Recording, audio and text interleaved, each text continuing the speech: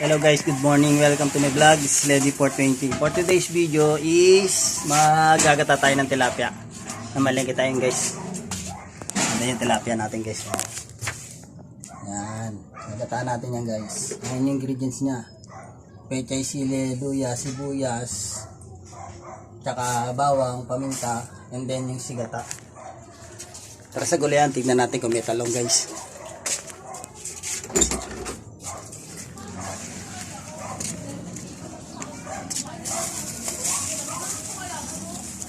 Yan yung humingi tayo ng kinahid na nyog. Gagawin nating pataba sa gulay guys.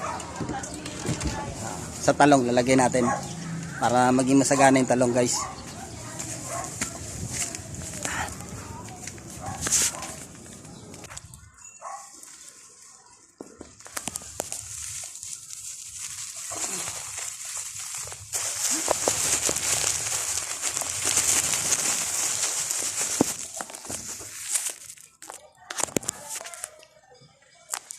May talong, maliit pa.